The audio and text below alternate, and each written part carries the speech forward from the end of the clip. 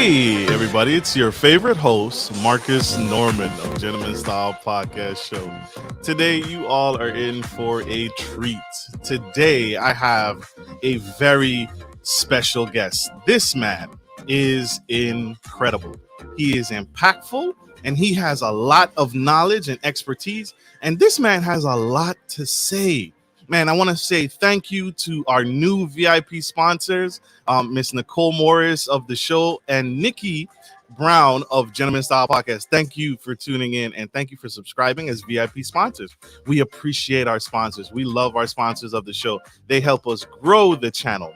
But getting back to this powerhouse guest, I'm so excited to welcome this man to the stage, and I think you all are going to like him. Stay tuned. Stay with us. Here we go.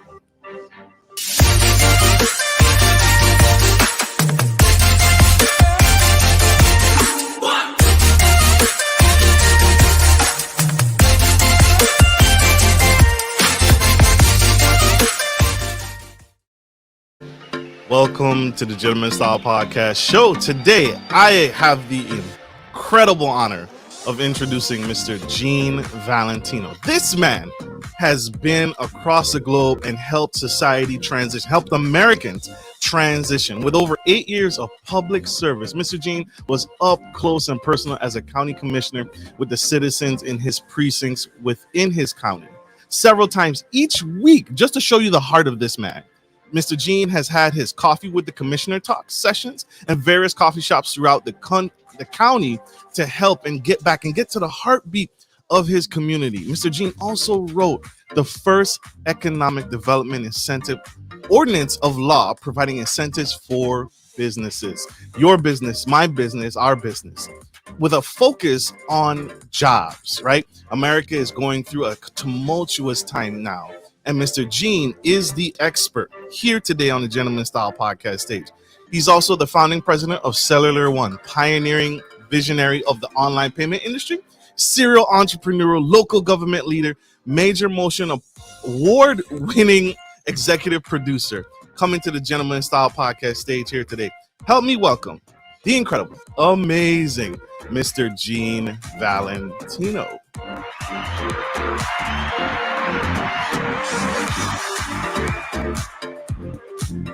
Welcome. Hello, Marcus. Welcome. Thank you for joining the Gentleman Style Podcast Show, sir. So glad to have you. Glad to be here, Marcus. Thank you very much. Absolutely. Mr. G, sir, what am I looking at here? What is we're supposed What are you to be looking talking at? about? Is that a plane?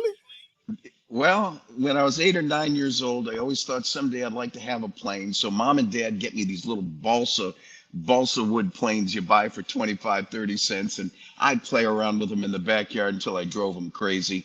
A few years later, my life journey gave me the opportunity to turn some of the dreams into reality. And sitting behind me is the Icon A5. It's a light sport aircraft. It's amphibious, so it lands on land, lands on the water, and it sits inside my new hangar, just off the water of the Perdido Bay area of Pensacola, Florida, and it's I don't need 20 locations or a lot of frills. I've got one. It's right here in my backyard now, and as I grow older and more sedentary, this is where I want to be. And oh, by the way, why don't I turn it into a little bit of a mini studio for guys like Marcus Norman for interviews from time to time to discuss the real issues of the day. Wow. I love it. I want one. I want one. Well, You have inspired me. Come on over. We'll go for a ride. Oh my gosh. Don't tempt me. Don't tempt me. We got to cancel this show early. No, I'm kidding. Sir, I want to dive in with you. You have an incredible story and you've done incredible work for the United States. I wanted to ask you, what inspires you before I go into it? What inspires you? What motivates you? When you get up in the morning, what is the first thing you do that really sets the tone for your day? It's a moment of serenity and reflection. I think about what I want to do that day. Usually it's the calendar. And when I got up early this morning, I saw Marcus on the calendar first thing, but I had been preparing for this interview for a few days. Um, it's a chance for me to figure out there's three parts of my day. One is what I can do to make it a better lifestyle for me and my wife and my family. What can I do to help out the community? And number three, a little fun and recess time for Gino here to get up and do some fun stuff for me. And behind me, some of that fun stuff. So I try to balance it out. Uh, I wouldn't say I'm fanatical religious, but I am very spiritual, and I believe there's a place that the Lord has with me to give back in the community whatever number of days I have left in my life.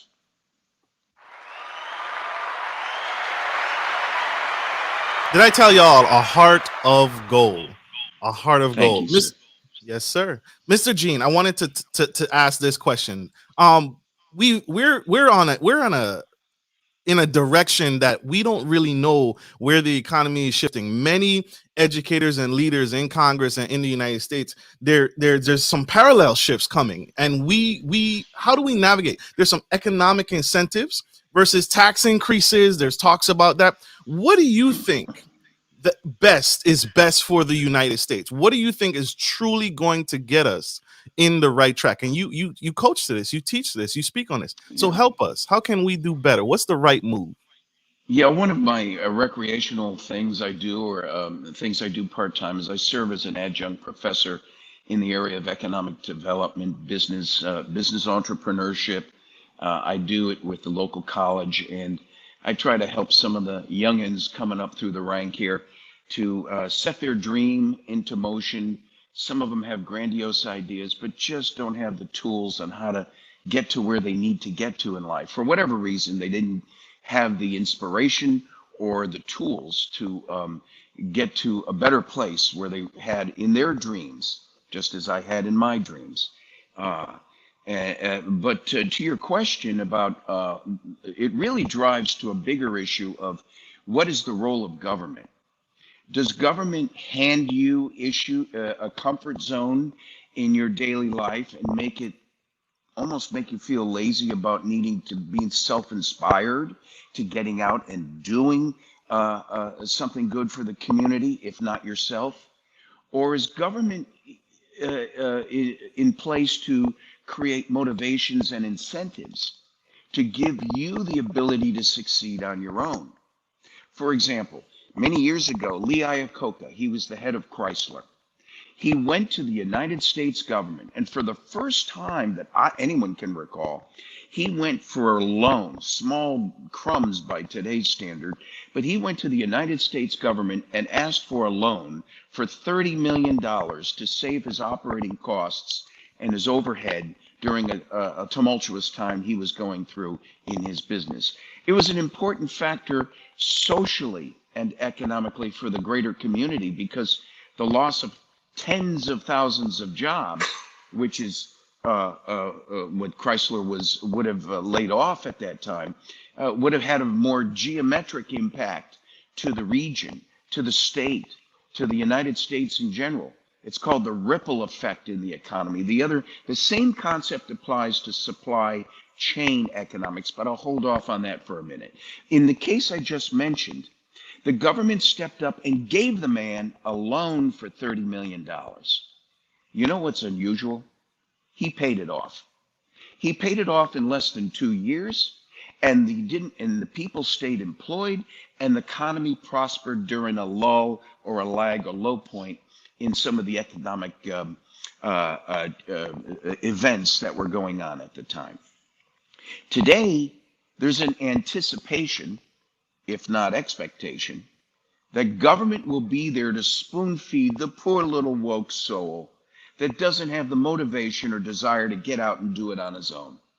And to me, that's a disgrace and a shame. It goes against the underpinnings of our democracy and is not what our founding fathers intended about making the people have the right to be self-motivated with their own dreams without the encroachment or the oversight of heavy hand of government restricting your ability to reach those successes. That I hope answers your question. It does. It does. And you're speaking on a very important point, because that is why even today people still immigrate to the United States, because of your ability to succeed, to do well, right? To do better than how you did yesterday. And that capitalistic mindset to say you can take charge of your life, you are in control, and the government is can be used as a crutch, or it can be used as a tool to advance that agenda, which is the agenda is we are stronger together. That's why it's called the United States, but we're also stronger because of you. And so That's right. you have to do the work. You have to go out there and put forth the effort. It's not going to happen overnight, and it's not going to happen by happenstance. You have to do the work. And that's why so That's many right. people come to the United States, because of Yeah, that. if we are so if we you know, we are self-deprecating. We are the first people to criticize ourselves and to admonish ourselves for our own wrongdoings. And our history has shown that we've had some wrongdoings, especially in the area of racism. But we were correcting those, progressively correcting those shortcomings along the way, hopefully to the satisfaction of most, including civil rights amendments and other changes that came after in our history. But we are also one of the most envied nations in the world. Hey, is there no small coincidence that they're banging down our borders and hundreds of thousands are coming over the border to get here in the first place? How bad can we be? It's true. It's so true. We have a democracy that hopefully will withstand many of the shortcomings that we're being faced with right now. Unlike any other nation in the world, by the way, we're the longest surviving governance in the world. Let that be a guide. It won't be that easy to take down this democratic republic, but if they try, I hope this young woke generation who has missed a few history classes in the last decade comes up and realizes that we are a nation, one nation, as you said, one nation under God, with liberty and justice intended for all of us, not the select few. Is with no small coincidence. Not the select few, Marcus. And that's where we have to be sensitive about those in Congress who've had taken advantage of the system that has been manipulated by the Nancy Pelosi's 30 something years in Congress. Come on. I was a county commissioner for 8 years and I thought I maybe stayed too long. She needs to get out of there with Chuck Schumer, Jerry Nadler, Adam Schiff, Eric Swalwell. Can I continue? There are people who have used that system and corrupted the security of this nation through by self-indulgence and putting their own desires ahead of the people who are listening and watching this morning. So true. So true. I, I'm I, I sorry, you called me on. I get off when you ask me a hard question. That's me. I hope it's okay. That is very okay. That's what we want. That's what we need. We need to hear this. We need to hear that. And you touched on this. I wanted to. You brushed on it, but I want to bring it back up. The U.S. border crisis and illegal Yeah. immigration. It's hurting America, but a lot of people, some people, not a lot, some people don't understand why. But helping the liberals and communists in that aspect. Can you break that down for us? How is the U.S. border crisis and illegal immigration actually hurting America? And because I know it swings very wide, right? We just talked about people wanting to get into the United States because we're a superpower, and now we're talking about how Yeah. illegal immigration. I want to stress that is hurting America. Can you touch on that point? First of all, my grandparents, maybe yours, were legal immigrants. They were Italian, and they came in under the after the regime was shutting down of Mussolini over in Italy. They couldn't get to the United States fast enough legally. And there is the difference. We are a nation of immigrants. We welcome immigrants coming. We learn from immigrants, and we sometimes need to. Right now, this nation's getting a good slap in the face because of the spoiled woke generation of people coming out of Harvard and Dartmouth who think everything should be spoon-fed to them through government. Well, what do you think government is?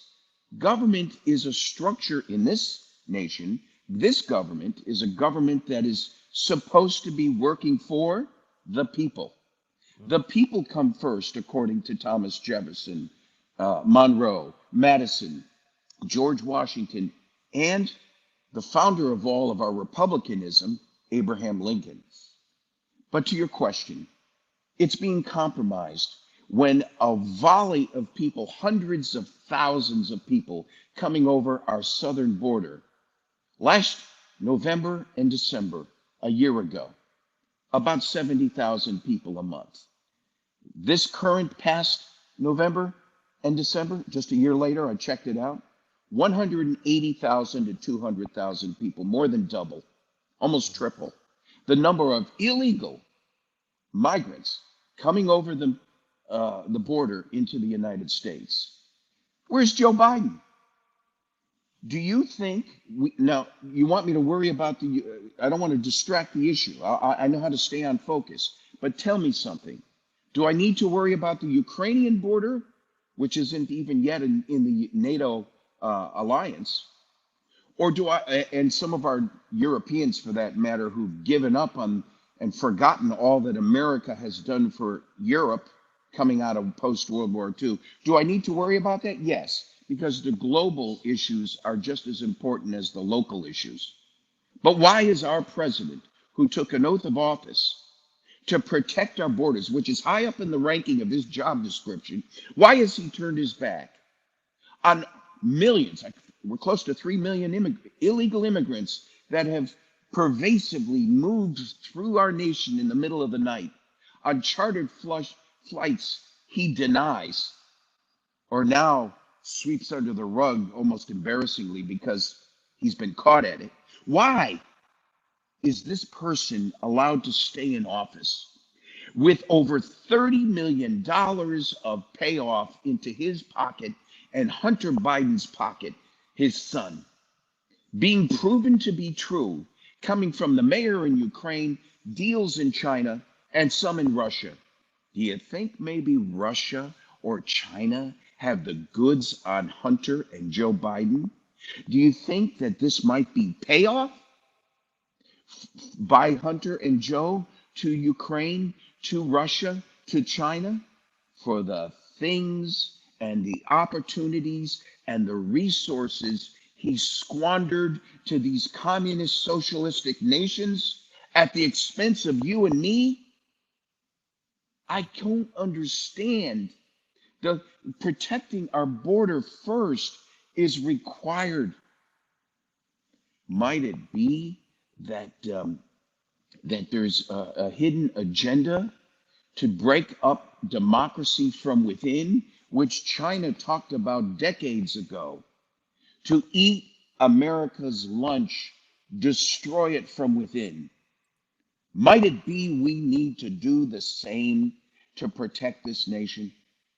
What are we doing right now to protect this nation? We can't even get him to acknowledge the border crisis. He hasn't even been there, for God's sake. Marcus, help me out. I'm a little hot. I'm sorry. We are going to go to that. This is incredible. We are going to go to a quick commercial break. Keep that same energy. Keep that same. We are going to be right My back. pacemaker just shorted out. We'll be right back, y'all.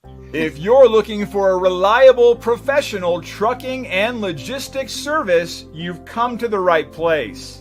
Musa Trucking is a veteran-owned and operated premier transportation provider that can help with all of your trucking and logistics needs. Musa is revolutionizing the trucking industry through strategic partnerships, the development of core personnel, and the use of cutting-edge technology. Our inventory system ensures that cargo ends up divided into the right trucks and reaching the correct destination.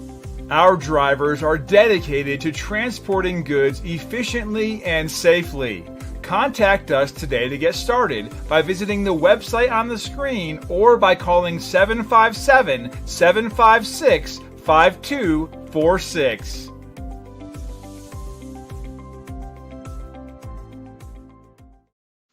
We are back. If you are just tuning in to the Gentleman Style Podcast Show, we have the incredible Mr. Gene Valentino, and he is spilling the tea on some of the hottest issues right now, the biggest issues that is facing America today. If you missed some of that, go back, scroll back. We are on iTunes, Apple, iHeartRadio, Audible, Google, Facebook, and YouTube, where you're watching us right now.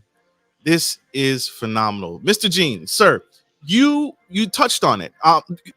The Biden administration is and people have differing thoughts on what he's doing and the impact he's doing and if he's leading our country effectively. We take a hard stance. You should take a hard stance on what's best for the United States, and that's what I'm hearing. This is the goal. This is the scale. This is where we should be going towards. And is our leader effectively getting us there? That's the boiling point, right? Well, our leader is not getting us there. You don't have to be a rocket science to see the obvious. He's failed on every front. And if Donald Trump did a fraction of this, there'd be another impeachment proceeding against him.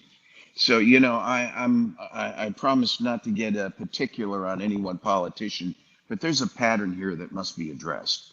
There's a saying, I don't mind worrying about our neighbors. We do need to worry about neighbors overseas and reestablish the alliances we had. Remember Kim Jong-un over in North Korea? How many rockets has he launched in the last few weeks, even since the first of the year? Okay? That never happened with Trump. Trump scared the tar out of him. And that was diplomacy. You fight fire with fire. You don't put a rabbit into the swamp. You put an alligator in the swamp. And whether you like Trump or not, and there's some things about him I wish he'd be a little different on, but whether you like it or not doesn't matter. I don't care. I'm hiring someone to work for me. In my corporations that I own, I had hundreds of people. I didn't like all of them. Not all of them were good people. But did they get the job done? Were they on target? Did they fulfill their obligations to the company and the company policies and principles? Trump did. That's all I know. What principles are being followed now? There's a saying. My dad used to tell me this when I was a kid. Failure to defend the rights of other people may someday result in your rights not being defended. Are we on the cusp of that question? Are we going to lose our democracy because a woke select few and our sheepish, wimpish attitude is afraid of hurting the sensitivities of a few people that have disrupted this nation? For the first time in my life, I've seen a complete disregard for the law, not by the police, which they wanted to defund, by the prosecutorial process itself that refuses to incarcerate and prosecute and bring to justice those that have done wrong. Have you seen the news this past week? The two police officers in New York City. One's got a funeral coming up this coming Wednesday, honoring them. The masses of police officers from New York region, I won't say the city, the region of people coming there to honor these two officers tells you what? That men and women who have served this nation should be honored. We have not lost our democracy. The grassroots of America is in those pictures, not in the select few in Congress who are steering your money in a different direction. Right. So, Mr. Gene, I know sorry, y'all. I know it sounds like doom and gloom, but Mr. Gene is also here to help us. Mr. Gene, is it too late for the United States to recover? No. Is it too late for us to bounce back? And what does that look like? Yeah, back to economics. There's what we call the greed factor in all of us, right? I mean, our founding fathers got one thing correct. They realized they couldn't take away the liberties and freedoms that the early great British Empire was trying to take from us. And that was an encroachment upon us by taxation and authoritarianism. In our democratic republic, the power is from the grassroots and trickles up, not trickles down. And in that concept, we have to make sure we get back to work. We have to pursue our ideologies. We have to expand our liberties. We have to incentivize not only ourselves, but the people around us who work with us or for us. And we need a government to help us with those stimulants to get back to work. Don't pay people today, for example, to stay home. Pay their employer to help them get them back to work. Pay the supply chain network distributors to move faster, not slower, in distributing product. Hundreds of ships sitting out of eyesight into the Pacific, waiting to get into the United States with cargo that is ready to be distributed. Why is it all of a sudden, coincidentally, while the border is being overrun, we now all of a sudden hear about ships with billions of dollars of inventory and goods for consumption sitting out in the Pacific that can't get through? What changed all of a sudden overnight? Is it and what happened to our head of Secretary of Transportation, Pete Buttigieg? Instead of being home on maternity leave, how about him taking a proactive role in getting supply into the retail stores? I went to the local store to do some shopping for my wife this week. Some of the shelves were bare. That never happened in our lifetime. What's happening, Marcus? That's my next question. Because that was a turning point. That was a turning point because and I've talked to a couple truck drivers that I know, and I said, "What's going on? Why isn't this cargo moving fast enough? What changed?" Right? And so when you have authoritarianism, the authoritarianism of Canadian government demanding that the truck drivers be vaccinated. Hello? What are they spreading in the truck and to whom? Nothing. I mean, if you're not worried about hundreds of thousands of people per month, millions coming over the southern border that are unvaccinated and unmasked, what the hell are you doing bothering a few hundred truck drivers on the northern border going to and from Canada? There's an inconsistency of justice. There's an inconsistency of this we call selective prosecution, and the administration of that is pointed to hurt. Here it is: Republicans who didn't vote down the socialistic, democratic, left-wing extremism issues. There it is. There it is. And that was completely ridiculous to me when I heard. I've never been a truck driver. I've never been in the transportation and logistics business. But serving in the Navy, seeing goods move is how this country moves. And so when you put a hard, fast stop on what moves the economy forward, I'm concerned. That is very specific. I can give you a specific case in point. When I was county commissioner for 8 years, the county commission authorized me to negotiate with Airbus over in Berlin and in Farnborough at the air show. And when I was talking to the Airbus folks, I came there with a little bit of a satchel of money, figuratively, to incentivize them to come to the panhandle of Florida and to bring with them the subcontractor network that Airbus would have, which implies jobs.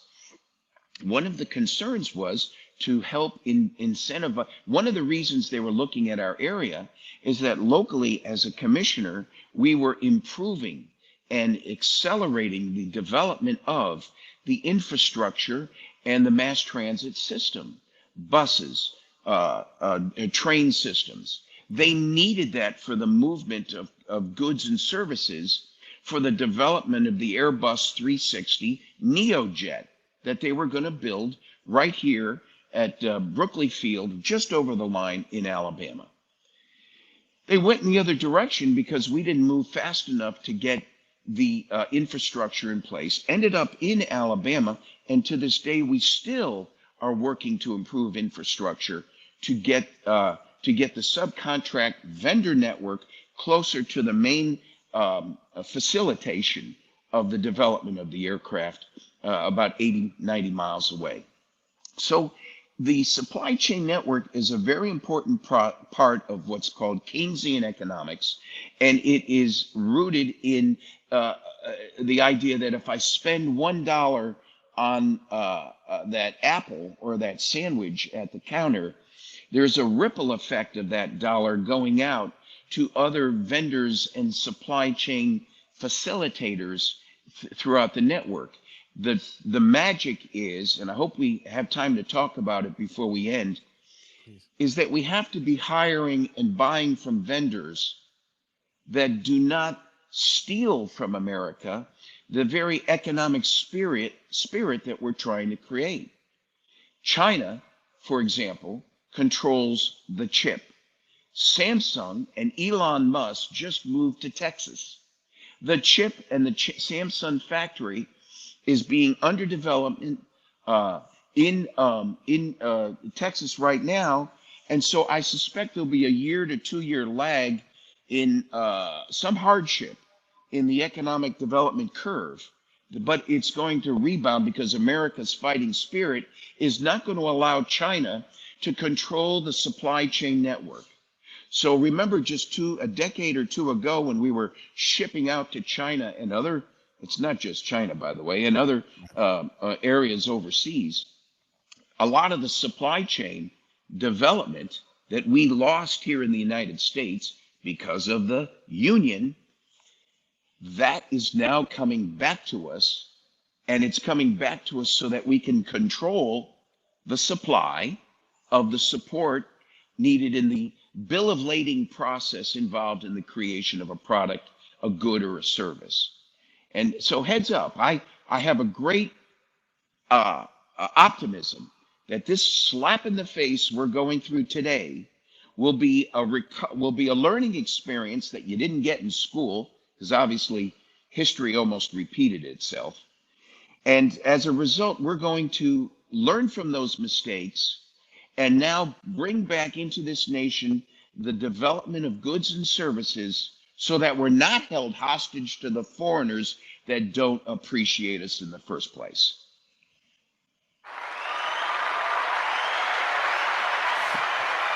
If you're tuning in, if you're just tuning in, and thank you, Miss Erica, for tuning in. She's a VIP sponsor of the show. We appreciate your sponsorship. If you have no idea what we're talking about, there is a microchip shortage in the United States because we've typically gotten our microchips from overseas, from That's China right. and other sources. And so what Mr. Gene is talking about is those microchips are significant. Those microchips are important to moving the economy, just like what we talked about, just like what Mr. Gene broke down earlier, because we need those microchips for so many of the systems that we use. One of the biggest systems that was hit in the United States is our vehicles. We cannot sell cars because if you go to a car dealership right now, there's a lot of cars that are unsellable that are sitting on the car lot because they can't move because they don't have a microchip in them. So there is a backlog of inventory. That means car maintenance is postponed. That means we, just like you said, we are held hostage because we cannot, we lack that infrastructure here in the continental United States. So I just wanted to give that backstory in case you were unaware what was happening, what Mr. Gene was talking about. And so that microchip shortage, although very small, is costing our economy millions of dollars in losses. And so Tesla and another company has they have built out a factory that is in development to bring back the microchip, and so we can manufacture our own microchips here in the United States. And so that's what he's talking about, if you weren't aware. And Marcus, the microchip issue you just mentioned is just nothing more than one small vertical. You have the banking industry, you have the food industry, farming and agriculture. there's business and finance. There's all these different sub-industry categories that have been impacted in different ways, including aviation, this aircraft right behind me, all of which have been impacted in different ways by our generosity in one sense and our greed in a different sense to farm out the sub supply that builds this aircraft. Some of the issues are being built overseas, and these folks have held us hostage now. The Nord Stream 2 pipeline, the other supply chain networks that we have on a more global level have to be, we need to use our influence and control. Here's what we know. As much as you want to say adverse about the United States of America, our hearts have always been in a good place. Yeah, we got greedy people and some wrongdoers, and there's a system in place to get rid of them, hopefully. But there's, even going back to World War II that I can remember from my grandfather, the Berlin Airlift, the Marshall Plan. We have been, by our very nature, giving people. But that generosity has gone too far. I'm going to want to look and elect a person who's going to worry about me, my family, and my business before I try to take on some foreign nation's issues that preceded us, that go back to the beginning of time. I want to worry about our borders and defending this nation because there's only one thing I know. This is the longest governance in the world that has succeeded, that has not been overthrown or overtaken. We must be doing something right, as critical as everyone's been about us. And if they're so smart, how come they're not better off? How come they're looking to us for help? Economic development is but just one chapter in this vision of remedy needed in the world scene. And while we try to handle the world's problems, fine, I think there's a reason to worry about why Afghans and Iranians and Chinese are slipping in with the Mexican over the southern border. Granted, we got a world issue there. But I still think a president of the United States who took an oath of office to protect us needs to continue with Donald Trump's vision of a wall to stop this from this insurgency from continuing. Is there no small coincidence that where the wall was installed, they're not coming through? No. Then finish the wall. Right. Right. Whew. We are going to take a quick commercial break. Don't go anywhere. Stay tuned. Stay with us. We'll be right back. Good day, podcast listeners. This is your boy, Marcus Norman of Gentleman Style Podcast Show. I wanted to let you guys know that we will be rolling out a new feature and adding a join sponsor button next to the subscriber button here at the bottom of your screen. Once you click the button, it will display 3 membership levels. Gentleman Gentry, which is our entry level, Duke Duchess, which is our season level, and the Emperor and Empress, which is our most sophisticated level, which you will receive unique perks and benefits at each differing level and gain access to our community tab. We will also be sharing polls, upcoming events, and interviews, as well as receive feedback from our sponsors directly. Your support helps me find new and exciting guests to bring to the stage live. Well, in order to get the higher end speakers, it requires, well, some, you guessed it, money. So thank you for tuning in to my channel. And if becoming a sponsor sounds good to you, then select the join button below and choose your desired sponsor level. Let's continue to grow and serve the future of generations of men and women to come. Love you guys. Bye.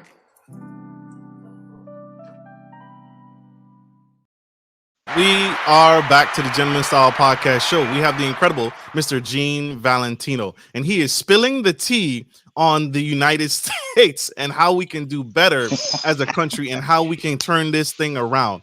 Mr. Gene, you are profound, sir. But I wanted to touch on this incredible thing. And our VIP sponsor, Miss Erica Holmes, asked a very powerful question, which I want to piggyback off of. COVID-19, the pandemic was terrible. This has been a crazy 2 years, going on 2 years. That hurts to say it, right? Yeah. Yes, it does. Honestly, what are your honest thoughts on the COVID-19 pandemic and these new vaccination standards? What are your honest thoughts and opinions on that? Well, I during the commercial, I didn't spill the tea, I spilled the coffee. So I'll put it. So to answer your question, I haven't ignored the problem, but I think it's the COVID-19 issue is a consequence of a much bigger issue. Do masks work? There's no proof that they do. Do the vaccinations work? We had an emergency and the earlier versions seem to have worked, but the aircraft mechanic who works on this aircraft took the vaccine and recently died 5 days after he took the vaccine. I had to go out and get another mechanic to help me here. It's an isolated event. Who the heck knows? Do the vaccines work? The government had a role and they did one thing right. The government has an obligation to protect those who cannot protect themselves. Full stop. That's good. That's why we are one nation. We at some threshold turn authority back over to our leaders and say, run this ship. You can't have 20 folks in the kitchen cooking. I get it. But the fact of the matter is, the documentation was never fully vetted about the clinical trials involved in the successes of the vaccine, especially with our children. There is no proof that children are going to be impacted more or less than the rest of society by COVID-19. These poor children who are now going through psychological traumas because they can't see the face, the pretty smile, the expression of the person they're talking to, are being disturbed in their ability to develop socially at the ripe ages of kindergarten, preschool, kindergarten, in the elementary phase. They are being more sensitized to living in a cocoon with less social interaction during the very period of time they need to. If it ain't broke, don't fix it. Myself, I'll give you a little personal history. My wife and I had COVID a year ago last November. I took hydroxychloroquine and hydroxychloroquine, although ivermectin was out there as well. Within 8 days, we recovered. Full recovery. Our antibody tests are through the roof now a year later, and our doctor has recommended not to take the vaccine because the data does not show that the vaccine will work as effectively as the antibodies in my system. Now, there's exceptions. There's the elderly, there's the people of high risk, overweight, diabetics, and so forth. Yes, there's a place for vaccines, but I'm not a doctor. That's a personal decision between you and your doctor that should not be mandated upon you by any form of government in a broad stroke. My words, it was just a decade ago we had the HIPAA laws being put into effect to protect the privacy of my COVID issue, which I just now publicly disclosed. It's none of your business, but I chose to tell you because you needed to know that this is not a place for government to be imposing itself on the will of the people, whether it be a 5-6-year-old going into first grade, or whether it be a 65-year-old who desperately needs it under the advice of doctors, or someone in between. That's not right. Government and COVID has not proven successful. And by the way, you asked me earlier in the conversation, Marcus, the Nancy Pelosi's, the Chuck Schumers, and the rest of the clan, might it be that they have an investment or a personal interest in the very pharmaceutical company? Hello, Anthony Fauci. Heads up, get ready for an indictment. Isn't it possible you need to explain to the world, not just the United States Congress hearing coming up after the next elections, might it be you need to explain why you jammed these mandates down our throats with no scientific reason? It's called the scientific method. You base your epistemic information on fact and experience, and that's the basis. Emotion and politics and personalities completely removed. You base your decision on the data. Hello, Wuhan lab. Where's the data? And why aren't we using the data? Why was it hidden from us to make a good judgment on how to address this virus in the first place?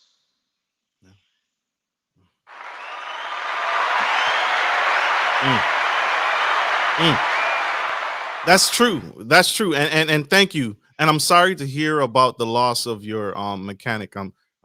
Condolences to his family. And you're right. This has been a crazy experience. This has been a terrible year for loved ones and everyone alike. And I feel like you're saying, we rushed into this and we didn't have clear, defined leadership to get us through this. We didn't have the confidence. There are still many Americans that don't have the confidence in our Congress and in our president to get us through this pandemic, despite the public statements made, despite the incomplete facts that they're putting out there. Can it be trusted? I mean, can it be trusted? Are there any good leaders in Congress left? That's what comes to mind. That's what really, I think that's what the people are really saying who choose not to vaccinate.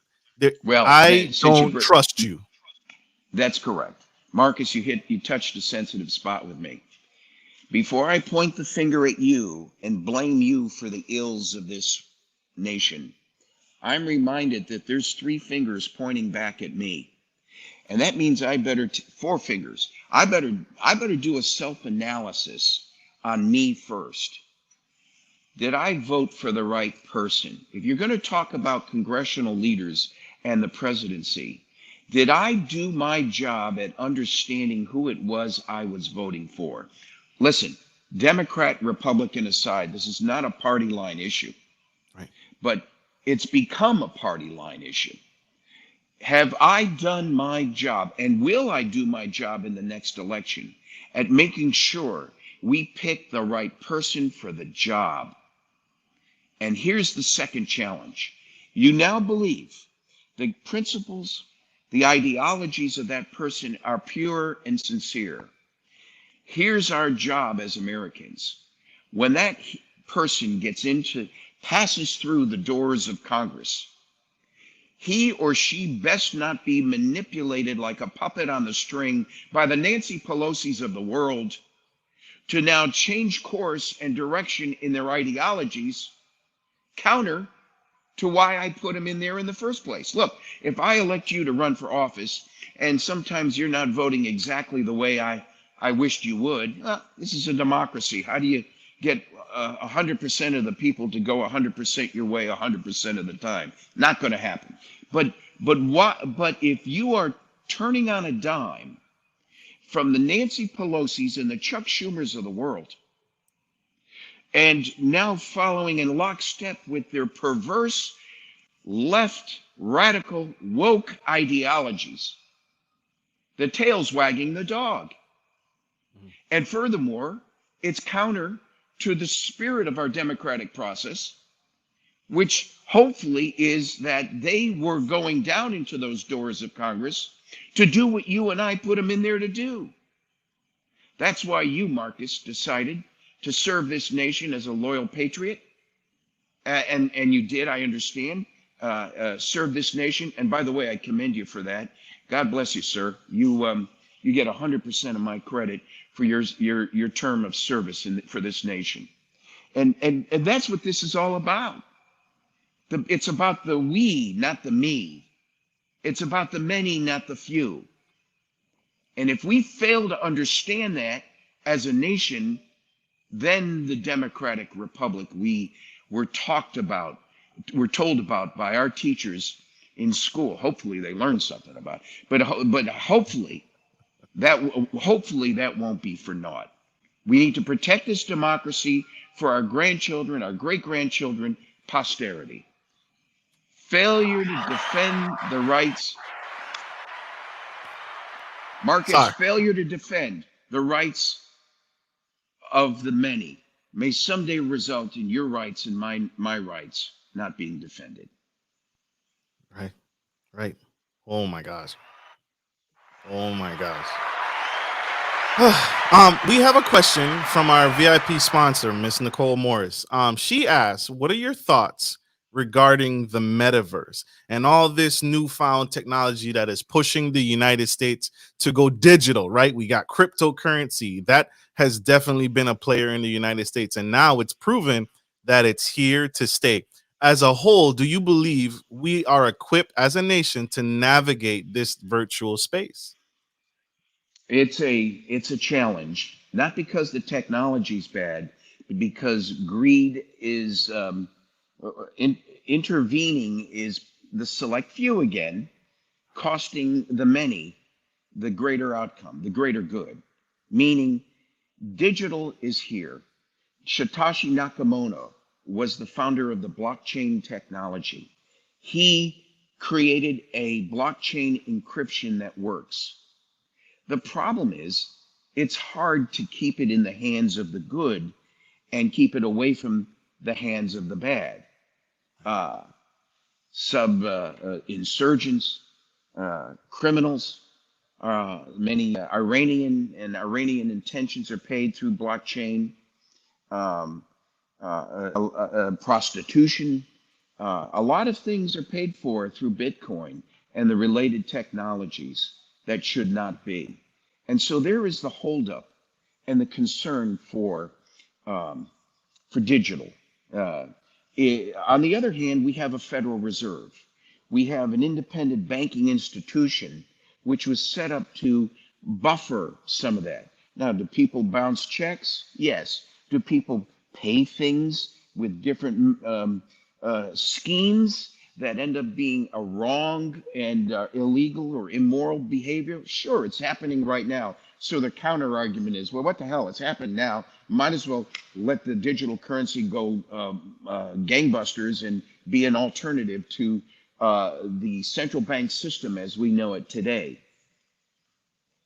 It's got to be done in balance. Isn't it no small coincidence that the value of Bitcoin went down when the government announced that they were going to now start to research more in-depth blockchain technology as a way of moving government currency, the dollar, into a digital environment?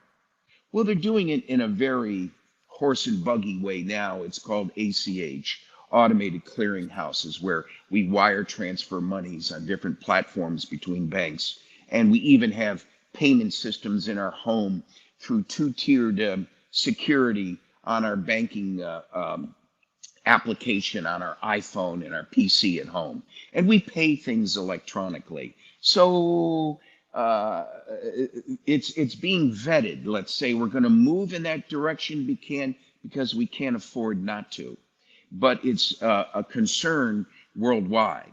In fact, one of the big things that's concerning our good friend Russian President Putin right now is that we, the federal bank system, may cut off his ability to move within certain banks in the World Bank system. And if there's anything that's threatening him from invading Ukraine, that's one of them. So again, a technology like that has to be brought into balance with the good. Another purpose of the meta technology that your sponsor has mentioned is the use of this digital platform for voting. Why not consider using it in a very proper way to create a new constitutional amendment? I call it the 28th Amendment to the Constitution of the United States that involves voting procedures, a two-step authentication procedure that knows you are really who you are, whether you vote by email or you vote in person, that it's really you. That electronic digital authentication is able to cut through the myriad of misuse of the voting procedures now and eliminate. Oh, by the way, it also helps us identify who a real American citizen is. Mm.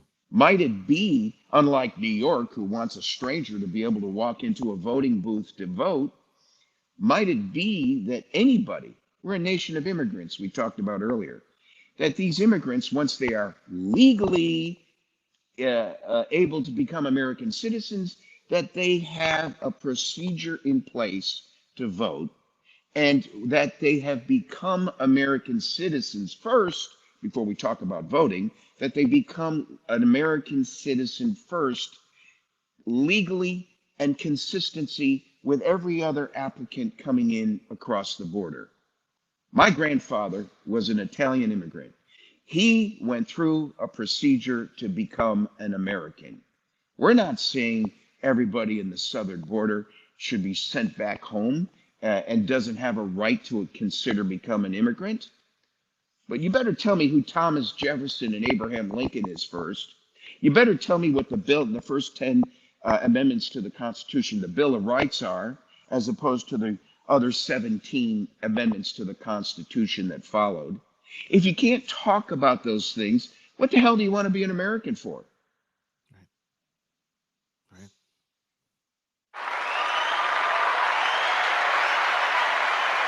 So,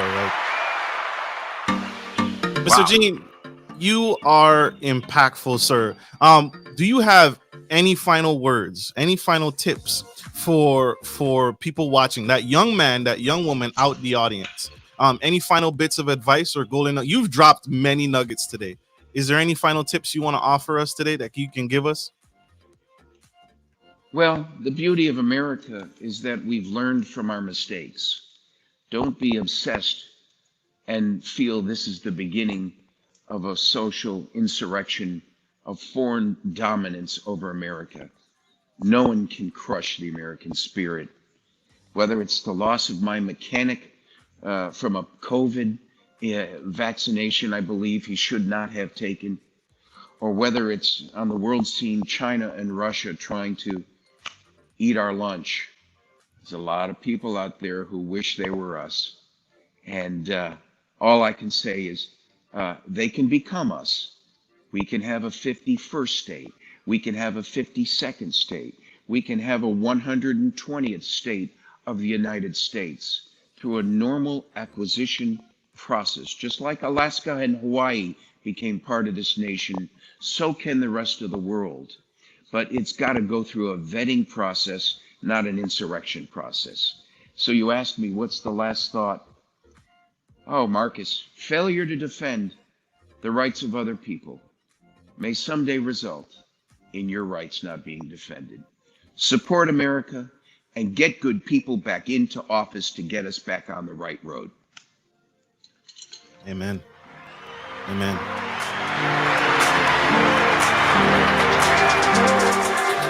I can't touch that, y'all. I can't touch that at all. That was well said. Mr. Gene, I thank you, Marcus, sir. for having me. Thank you for being here. Thank you. You are a absolute treasure, sir. I want to say this to you publicly. What you're doing is necessary. Don't ever give up. We need you. We need the work that you're doing. So I'm praying for you, brother. I'm praying for your continued blessings.